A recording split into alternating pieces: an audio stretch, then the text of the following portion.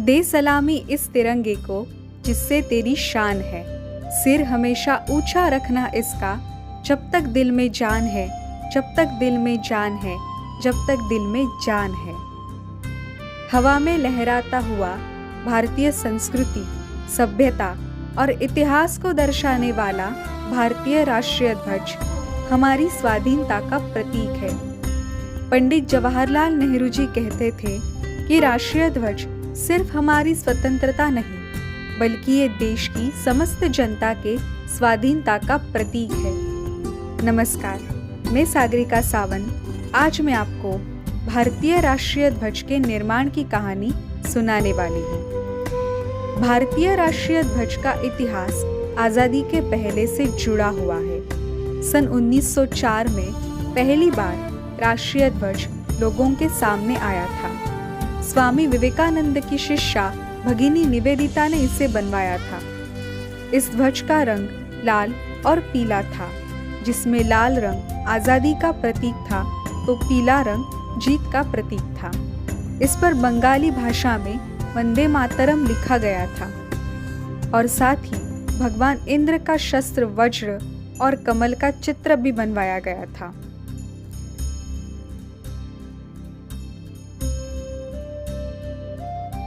भगिनी निवेदिता की रचना के बाद एक बार फिर नए ध्वज का निर्माण हुआ, जिसमें 3 रंग थे। सबसे ऊपर केसरिया रंग, फिर पीला रंग और सबसे नीचे हरा रंग था। केसरिया रंग की पट्टी पे 8 आधे खिले हुए कमल के फूल थे।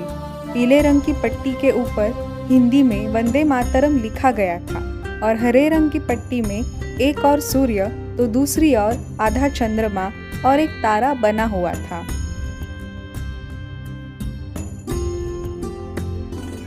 22 अगस्त 1907 में मैडम भिकाजी कामा द्वारा इस ध्वज को जर्मनी में फहराया गया था। ऐसा पहली बार हुआ था कि जब भारतीय ध्वज विदेशी धरती पर फहराया गया था। इस समारोह के बाद इसे बर्लिन कमेटी ध्वज भी कहा गया था। इस ध्वज में सबसे ऊपर हरा, बीच में केसरिया और सबसे नीचे लाल रंग था। 1916 में पिंगली वेंकैया ने एक ध्वज को बनवाया था।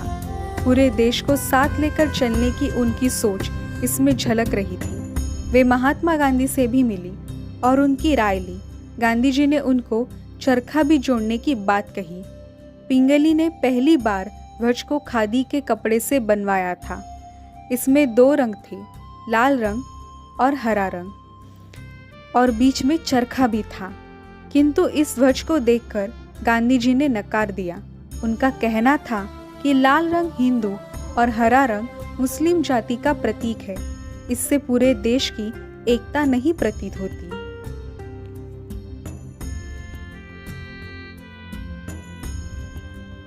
उन्नीस 1917 में बाल गंगाधर तिलक ने एक नए ध्वज को राष्ट्रीय ध्वज के रूप में अपनाया था। इस ध्वज पर सबसे ऊपर यूरोपियन देश का झंडा भी जुड़ा हुआ था। इसमें सप्तऋषि, अर्धचंद्रमा और एक तारा भी मौजूद था।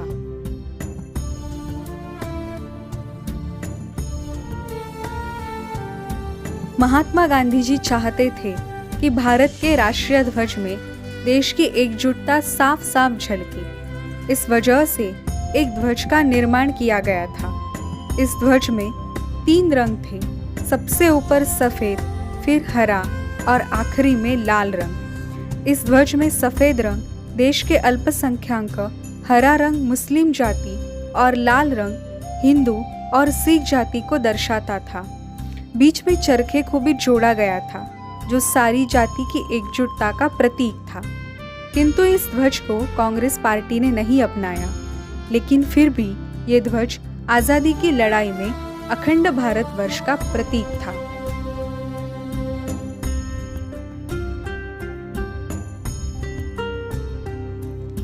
सन 1931 ध्वज में सांप्रदायिक व्याख्या से कुछ लोग बहुत नाराज थे। इन्हीं सब बातों को ध्यान में रखकर ध्वज में लाल रंग को गेरू कर दिया था। ये रंग हिंदू मुस्लिम दोनों जाति के लोगों को प्रकट करता था।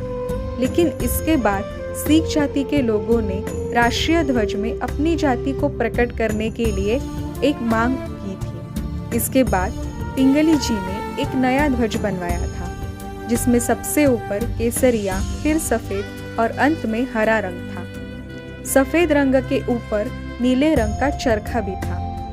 सन 1931 में कांग्रेस पार्टी की मीटिंग में इस ध्वज को पास कर दिया था, जिसके बाद ये कांग्रेस का आधिकारिक ध्वज बन गया था।